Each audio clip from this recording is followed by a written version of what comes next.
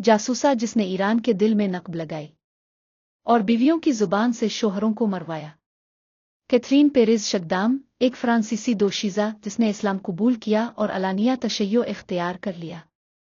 इसने ईरानी इनकलाब की तारीफ की, विलाउतन फ़क़ी की हिमायत की, यहाँ तक कि इसके मज़ामीन ईरान के रहबर आला आयतुल्लाह ख़ामिनेई की वेबसाइट पर शाये होने लगे।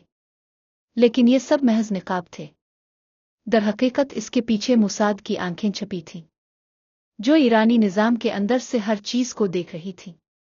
कैथरीन किसी आम जासूस की तरह ईरान में दाखिल नहीं हुई, बल्कि वो एक लिखारी सहाफ़ी और मुफक्किर के तौर पर सामने आई।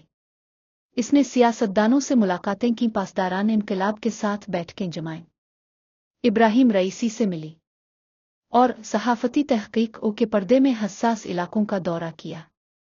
मगर सबसे ख़तरनाक महाज़ था ख़वातीन के निजी महफ़िलें।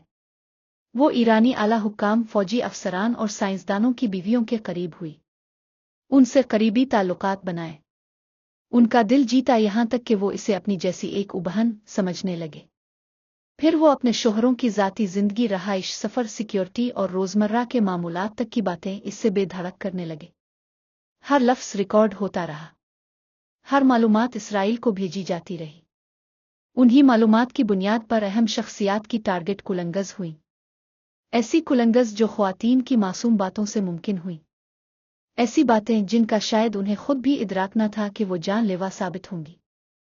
जब इस पर शक हुआ तो वो ईरान से फ़ौरन फ़रार हो गई, इससे पहले के रास्ते बंद हो जाएं।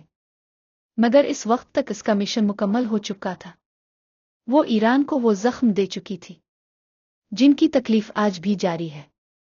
इसराइल अब तक उन मालूमात की बुनियाद पर खुफिया और मुहलिक कार्रवाइयाँ कर रहा है जो कैथरीन ने ईरान के ऐवानों और घरों से हासिल की।